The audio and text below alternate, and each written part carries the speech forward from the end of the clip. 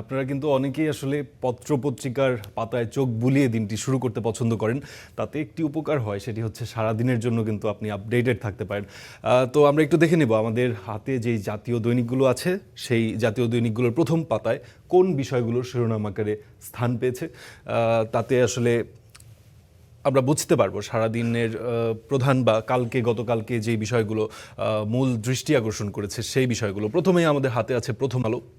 সেখানে আমরা শুরুতেই যেটি দেখতে পাচ্ছি, লিওনেল মেসির একটি বিশাল ছবি দিয়ে প্রথম আলো প্রথম যে পাতা, সেই পাতা সাজিয়েছে এবং শিরোনাম যেটি আমরা দেখতে পাচ্ছি, এখনও তিনি সেই অবিশ্বাস্য মেসি। একদম তাই। এবং লিওনেল মেসি এই পর্যন্ত এটি তার ষষ্ঠ বিশ্বকাপ এবং এই ষষ্ঠ বিশ্বকাপে এসে তিনি কিন্তু হ্যাটট্রিকের দেখা পেলেন। এর আগে এই সুযোগ তারও হয়নি এবং আমরাও সেটি দেখার সুযোগ পাইনি। এবং যেটি হয়েছে যে আলজেরিয়ার বিপক্ষে আর্জেন্টিনার প্রথম ম্যাচ ছিল, সেই ম্যাচেই মেসির অসাধারণ নৈপুণ্য এবং তিনটি গোল তিনি স্কোর করেছেন এবং কোনো ধরনের পেনাল্টি ছাড়া, এটি মাথায় রাখতে হবে। এবং আমরা এরপরে যেটি দেখতে পাচ্ছি, প্রধানমন্ত্রী যারা তারেক রহমানের একটি ছবি আমরা দেখতে পাচ্ছি। গতকাল তিনি মৌলভীবাজার সফরে গিয়েছিলেন এবং শ্রীমঙ্গলেও গিয়েছিলেন এবং তিনি সেখানে যেটি বলেছেন যে জনগণের টাকা আর পাচার হতে দেয়া হবে না। শ্রীমঙ্গলে তিনি বক্তব্য রেখেছেন।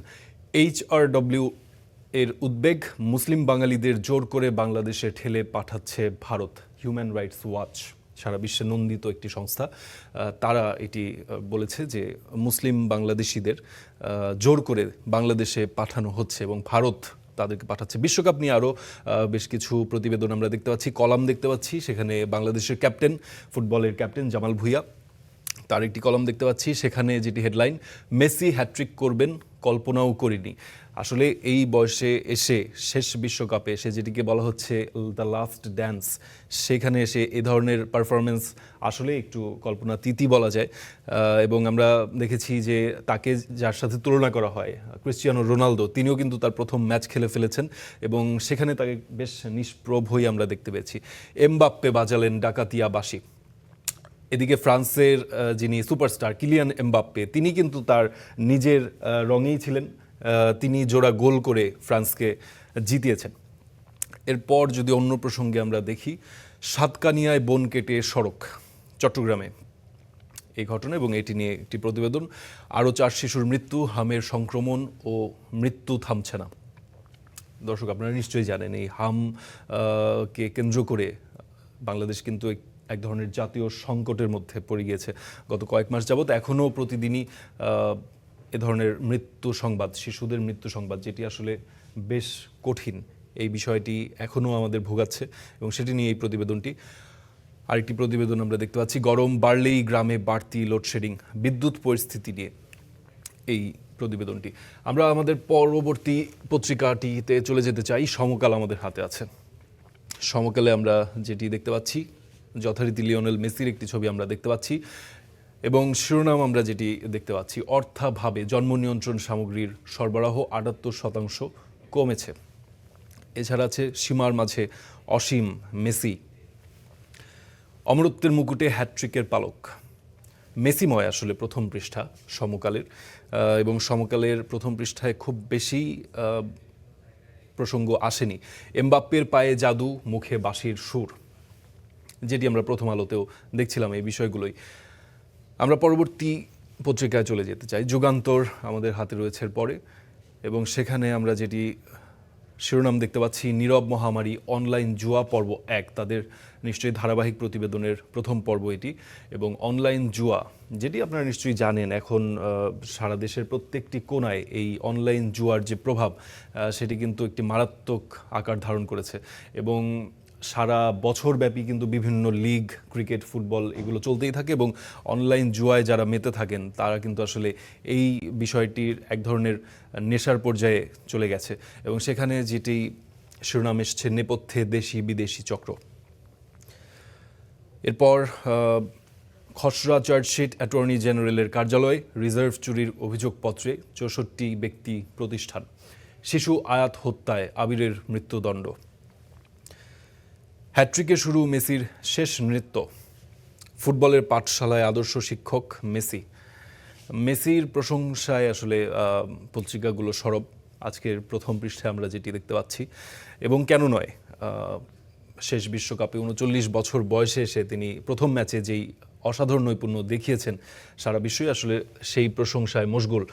আমার দেশ আমাদের হাতে রয়েছে পরবর্তীতে, এবং সেখানে আমরা যে শিরোনাম দেখতে পাচ্ছি, ছোট ছোট ঝাঁকুনিতে বড় বিপদের আভাস, ভূমিকম্প নিয়ে তাদের প্রধান প্রতিবেদনটি।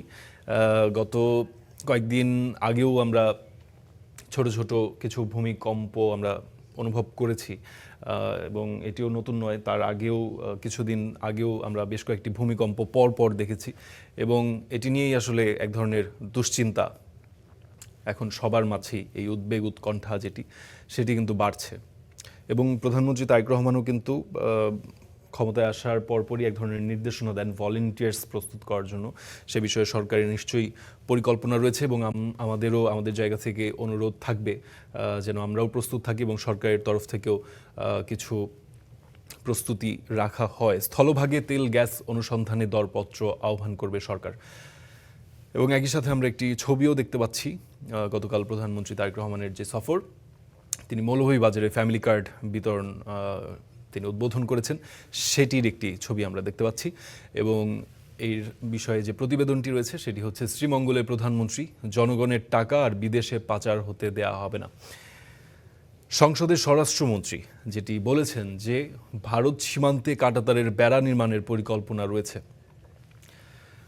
আপনারা অবশ্যই জানেন, গত বেশ কয়েকদিন ধরে, বিশেষ করে বিজেপি সরকার ক্ষমতায় আসার পর পশ্চিমবঙ্গে বিএসএফ কিন্তু পুশিনের চেষ্টা করছে, যাদেরকে তারা কথিত অবৈধ বাংলাদেশি বলে তারা নির্ধারণ করছে, এবং তাদেরকে এক ধরনের সেন্টারে তারা রাখছে, মার্ক করে তাদেরকে সেন্টারে পাঠানো হচ্ছে। সেই সেন্টার থেকে বিএসএফ যেটি করছে যে অবৈধভাবে বাংলাদেশ সীমান্ত দিয়ে রাতের অন্ধকারে লাইট নিভিয়ে বিভিন্ন ধরনের অপতৎপরতার মাধ্যমে বাংলাদেশে অবৈধ উপায়ে ঠেলে পাঠানোর চেষ্টা করা হচ্ছে। সে বিষয়ে স্বরাষ্ট্রমন্ত্রী সংসদে বলেছেন যে ভারত কিন্তু বাংলাদেশের সীমান্তে তার জায়গায় কিন্তু সেই কাঁটাতারের বেড়া দিয়ে রেখেছে, এবং সেই ক্ষেত্রেই বাংলাদেশের এমন পরিকল্পনা রয়েছে বলে স্বরাষ্ট্রমন্ত্রী সংসদে জানিয়েছেন। জকিগঞ্জ সীমান্তে বাংলাদেশি যুবককে গুলি করে হত্যার পর লাশ গুমের অভিযোগ, এটি আমাদের খুবই পরিচিত এক ধরনের সংবাদ, যেটি আমরা আসলে বছরের পর বছর এ ধরনের সংবাদ পেয়েই যাচ্ছি। সরকারি বরাদ্দে বৈষম্যের অভিযোগ বিরোধী দলীয় এমপিদের। সংসদে প্রধানমন্ত্রী, তিস্তায় আরেকটি ব্যারাজ নির্মাণের পরিকল্পনা রয়েছে। এবং বিশ্বকাপ নিয়ে আমরা একটি বিশেষ প্রতিবেদন দেখতে পাচ্ছি, মেসি কি পেলেকেও ছাড়িয়ে যাবেন, সেই প্রশ্ন অনেকেই করতেই পারেন। এবং ফুটবল উন্মাদনার একটি ছবি আমরা দেখতে পাচ্ছি, ঢাকা বিশ্ববিদ্যালয়ের টিএসসির যে অংশ, সেখানে আসলে লোকে লোকারণ্য, এবং বাঙালি বা বাংলাদেশিরা আসলে ফুটবল পাগল একটি জাতি, সেটি বিশ্বকাপ এলেই প্রমাণিত হয়। এবং টিএসসিতে এছাড়া মহসিন হলের মাঠে আমরা দেখতে পেয়েছি প্রচুর ভিড় প্রত্যেকটি ম্যাচের ক্ষেত্রে, বিশেষ করে আর্জেন্টিনা, ব্রাজিল বা জার্মানির বা পর্তুগালের যে বড় বড় ম্যাচগুলো রয়েছে সেই ম্যাচগুলোকে কেন্দ্র করে। এরপর আমাদের হাতে রয়েছে নিউ এজের প্রধান যে শিরোনাম সেটি হচ্ছে, প্রলংড আউটেজেস লিভ ভিলেজেস পাওয়ার স্টার্ভড।